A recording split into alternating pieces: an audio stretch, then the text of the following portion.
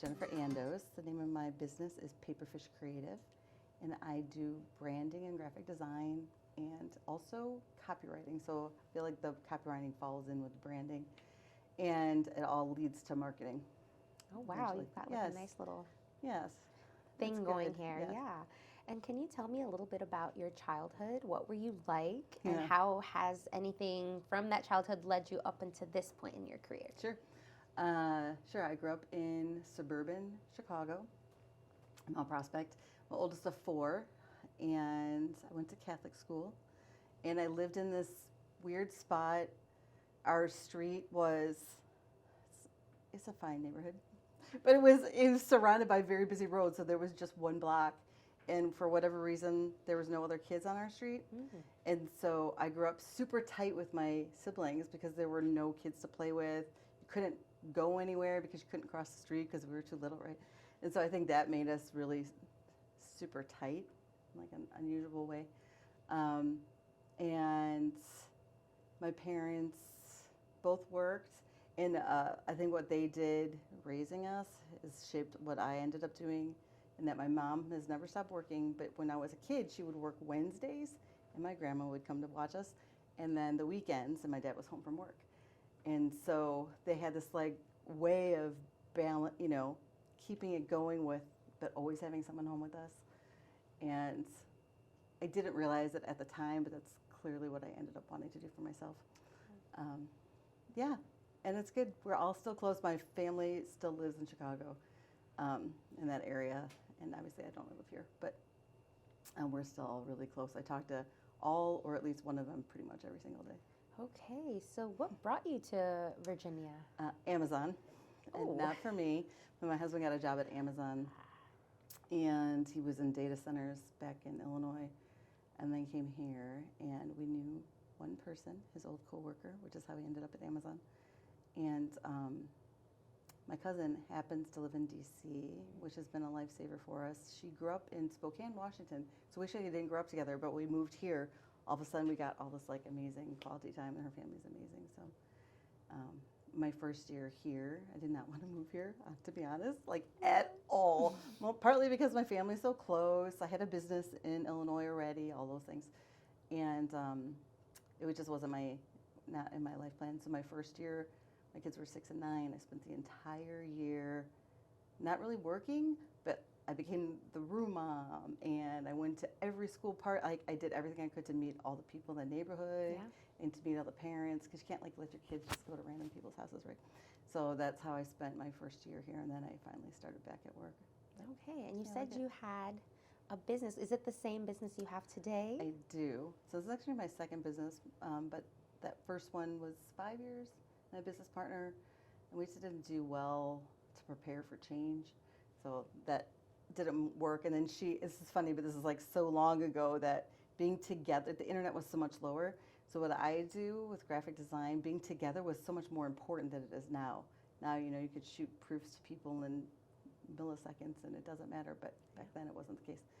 So I started this business 17 years ago. My son was 4 weeks old. Oh my goodness, so young. That's how I could keep track of it then. Yeah. Love that. And then this is going to be right up your alley, this question, but like, what are you doing for marketing yourself, your business? So social media, I guess, is one of them, but I'm an organic poster. I am not. What does that mean for those of us who don't know? Okay, so I don't plan my posts. I don't have like a month calendar coming out. I don't do that. I'm very much reactionary, or I did this. I am super involved in the community, which is I guess, another marketing thing in a way. But I'm on a couple of boards, so I spend a lot of time fundraising and out meeting people, and so I share that. And I believe in the causes that I'm fundraising for, so it's natural for me to say, please come to this fundraiser because we're saving money, we're raising money for firefighters or whatever. And so that's one big thing. I spend a lot of time on LinkedIn. My business, I've ended up, because I guess I live in Ashburn, I've ended up doing a lot of branding and marketing for data center companies. And because of that, I follow the industry, and so I'll share things I read, or, I don't know, industry knowledge, I guess. But yeah. Love that. What advice would you give to somebody who's like I need to plan my posts. What should I do? Is it better to do it organic? What advice would you give them if they're struggling? I think a combination is great. I think that if you don't know where to start, it's always good to start with like the basic day of the week. So if you want to post twice a week, say every Tuesday is this and every Thursday is that. It gives you a theme, I'm huge on themes, which like even for Paperfish has always helped me. Just to have a theme around things, it really makes life easier. National holidays and events around your own industry are a great way to start as far as planning. Like those are planned posts that you can do ahead of time. I do think that you should be brave enough to post organically.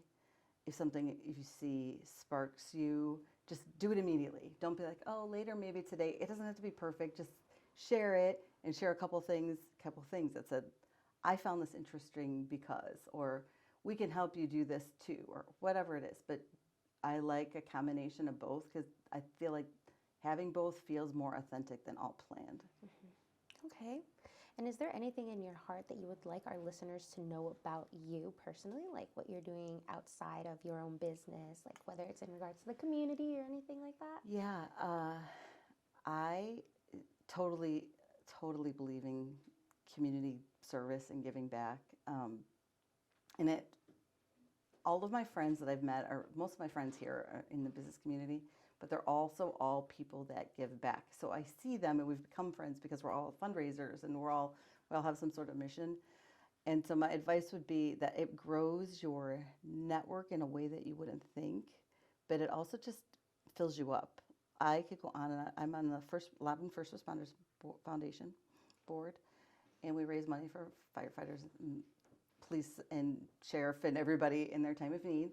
And I love it. And I could sit here and tell you all day, No, talk please about do. it. Yes. Yeah, so we raise money, so it's not just for accidents and injuries. A lot of times we've helped families when there's a death in the family, they couldn't afford a funeral, or mental health awareness, and some other examples. Last year, I think it was last year, one of the sheriff dispatched women lost her home. And what's great, this is what I believe in our foundation so much, is that we are able to cut a check of support within 12 hours. Oh my gosh. So they just have like one little short form and they turn it over, and 12 hours later, now they have money so that they can rent a hotel room or stay at the hotel next to their spouse's hospital surgery or whatever the request is. And that speed to action, I think, is what I love because it alleviates so much stress. Yes. And so that's really what we're doing, is alleviating some stress through financial support. Yeah. And so there was this huge Sterling, had this huge explosion. I think I heard about that on the news. And we lost a firefighter at it, and 11 others got injured. And so I've basically only fundraised for the last month. But the awareness is great, and these people will have trouble for a long time to recover from these injuries. So I love it. Wow. I know. How did you get started in that? Like, what sparked your interest into being so involved? My parents are big volunteer people. I think that's a good thing.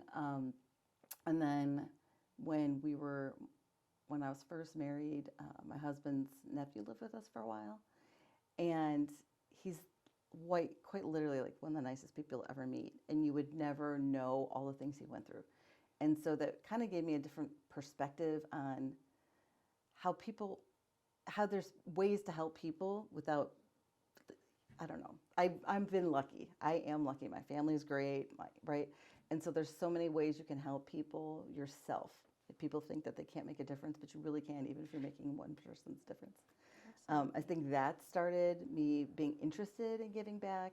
And then somebody asked me to be on this board, and I said yes, and I love it. Now I'm on a second board. That's for the data center industry. That's kind of pure networking. However, we support education, and I have a new initiative that I'm doing through them for Look at that. Loudon County Public Schools. So I love it. You love being involved. I do so much. And I love people. So every time I have a fundraiser, I get to talk to 100 people. There you go. It's just a win-win for you right there. Exactly. Well, So, yeah. I love that. That's so wonderful. Yeah.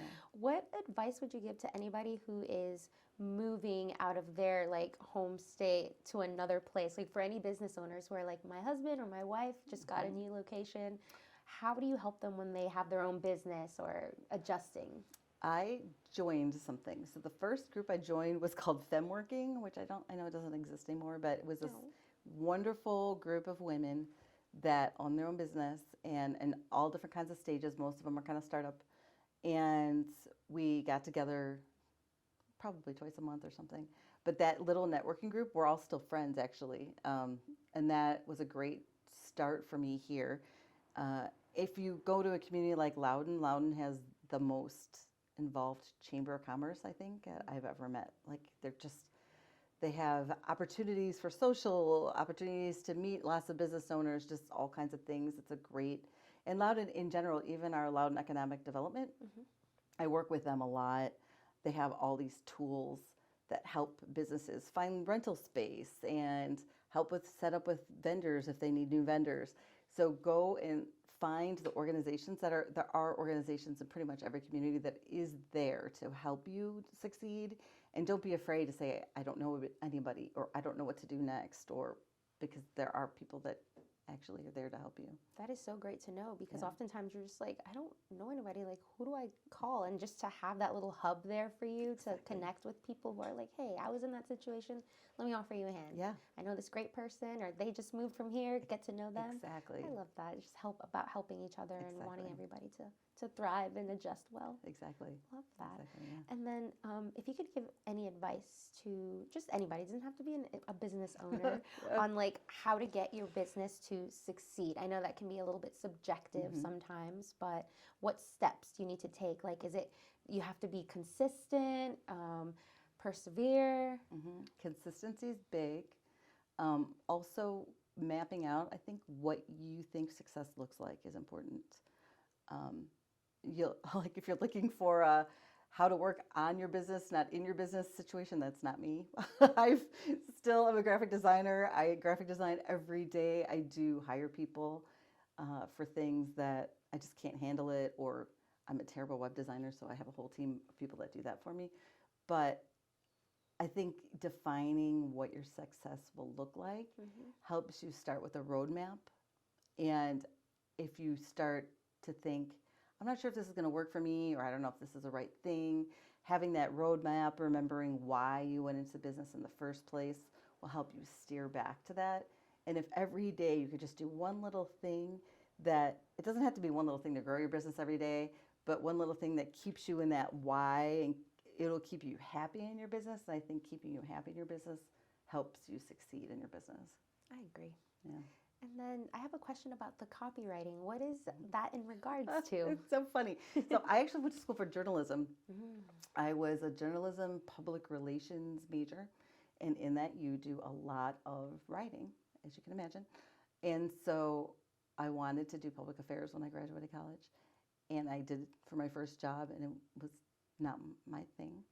So I got my first job in an ad agency as a copywriter from ad samples or whatever. I don't even remember anymore how I ended up getting hired there, but I got a job as a copywriter, and I ended up as a graphic designer because their graphic designer had quit and they needed someone to fill in while they had somebody. And when you're a journalism major, and I don't even know anymore, I'm assuming it's still the same, you had to learn page layout.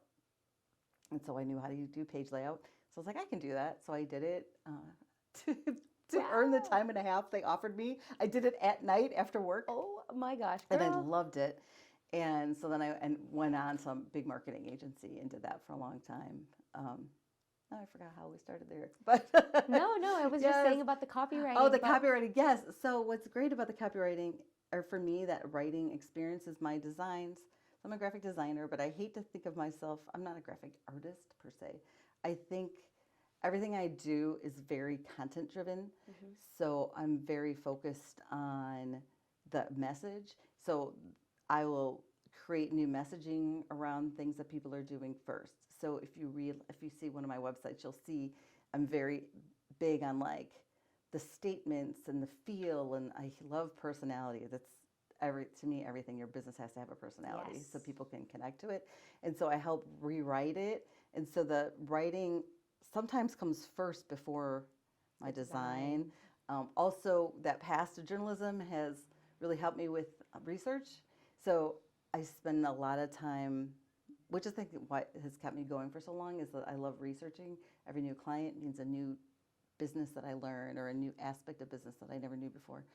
And so copywriting has nothing but helped me, I think, in my graphic design journey, if you will. Yeah, no, I love that. And Yeah. tell me about your work. I know you said you're not more like, what was the word? Not artistic, you said, but I think there is. If you're a graphic design, no matter what. I'm creative. Creative. Yes, I'm creative. I do all kinds of creative, right? Lots of logos, branding. I like the branding part, and the branding to me is the whole package. So the logo, but also the language, the feel, the colors, everything that people walk away with that feeling. And to me, personality is the biggest part of branding. It's your way to express yourself. I think, you have to, of course, tailor what their business is. However, like attracts like. And so if there's a certain client that you want to work with or a certain kind of people you want in your restaurant, you portray that. Yes. And that like attracts like. You'll start getting the clients that you want, the customers that you want. And so personality to me is a big deal in branding, and that's really my favorite part. And so that's also why I think I've always held so close to my work, and I don't necessarily hire out to do the main branding part, is that I love people, and I just love that part of getting to know people and like really connecting with them. Yeah. And so, with their personality and everything. Yeah. I know you do like your research and stuff, but do you ever just like get coffee with them just to get to know them, or like not stalk, but look at their Instagram and see like what is like to sew it all together? Yes, always. I also always make sure that like in between I'll take long phone calls with them to kind of talk to them and see even people's cadence and how they talk gives a little it gives a little direction into how they talk. I always make a new client tell me their history and tell me why they do it. Not just here's like all our things, but I want to hear your story, because that you can see the parts that people light up and be like, and then I got to, and then I had to, and then I got to. And that pattern becomes really where the part of the personality comes from. So I always talk to people. And a lot of my clients become really good friends too. I go to company parties at Christmas time. I love that. I know. It's cool. That's so cute. I love that you found your passion through like being a little bit on the computer, but also getting to know people and still not losing that, because sometimes you get jobs where it's like, no, you lose that touch, that human touch, but with yours, it sounds like you have a nice little balance there. Yeah. And then a couple more questions here. Sure. What do you like to do outside of your business? Like, what are your passions? Are you traveling? Are you a cook? I am a terrible cook. Same. Same. It's not my passion. I love hiking and things. I don't do that as much. My daughter is like my hiking buddy, but she's at college now, which is sad. I read a little bit. Happy, sad. I watch probably too much television. Same. I take walks a lot.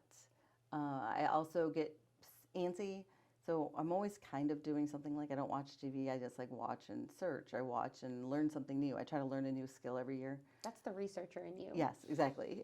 So it's hard to like sit still there.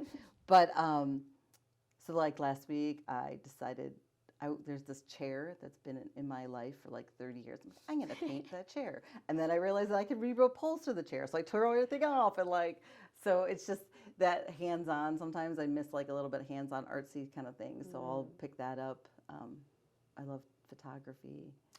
So look at that. I know. So like creative endeavors, things that just, I like to be, Yeah, that's things totally that you. open my brain. I love art museums. I could go to an art museum every day of my life. I love that. Yeah. That totally matches you too. Yes. Like you're like graphic design, but photography, but also art museums. Yes. If you go through my phone, you'd be like, picture of a picture, picture of a picture, picture of a picture. Like, No, that's so cute. I love that. Yeah, cool. How did you get your foot into photography as well? Like, was that like just an extra course? Yeah. In high school, I took all 4 years of photography, and that was back when like we used film and stinky rooms and all that stuff. Stinky rooms. I learned film. It was a little bit stinky. Yes, right. And I did that, and then when I went to college and in journalism school, you also take photography. And so that was cool because you take photography from like a totally different, like my high school classes were art classes. Yes. Where this was subject matter. Technical. And technical. And then even like, how do you get it ready to go to print? And like the contrast is different and all those things. So yeah, so I ended up to keep doing that, and now to me, in some respects, photography is just also like I don't want to say quick art, but like such a way to capture. Like I wish I Instant. could sit down and like paint that beautiful picture and remember it forever, but I can't. So this way I can The picture. take the picture. I love Always that. take the picture. Thanks for sharing that. I love Yeah. that because I'm actually taking classes like that too, where we're printing and making sure that the color profile is correct with the paper and the size, and it's just like, whoa. Exactly. I know. There's a lot to it that you don't realize. So. But it's a joy. You get to like see another physical form of that art. Exactly. And then my last question, Mhm. if you could leave our listeners with anything that's in your heart or a message that you would want them to know, what would that be? Honestly, I think it's be yourself. And I know that sounds super cheesy, but I have been in business now long enough to have gotten lots of advice. And if you're yourself, then you follow your gut. And I'm not saying don't go out of your comfort zone, because absolutely go out of your comfort zone. But if it feels wrong, or if you're doing it just because everybody else is doing it, don't. Be yourself. I've been told that, so I laugh a lot. I talk super loud. I'm always full of stories. And I literally, over the years, people have been like, if you just sat down and were a little more serious, if you were a little more dressed a little, I don't know. Literally, like actual advice that people have given me. And I've realized now that it's not who I am. So I would struggle in a meeting trying to stay calm and quiet and not speak up. So I've gotten away from that. And so be yourself and just be bold and let everybody see you, and you'll attract the right people. I love that. That's great advice. Yeah. Thank you. Sure. Yeah. Thank you so much for being here. Sure. I know. It's so fun. Yes. Yes. Good Very job. fun. Thanks.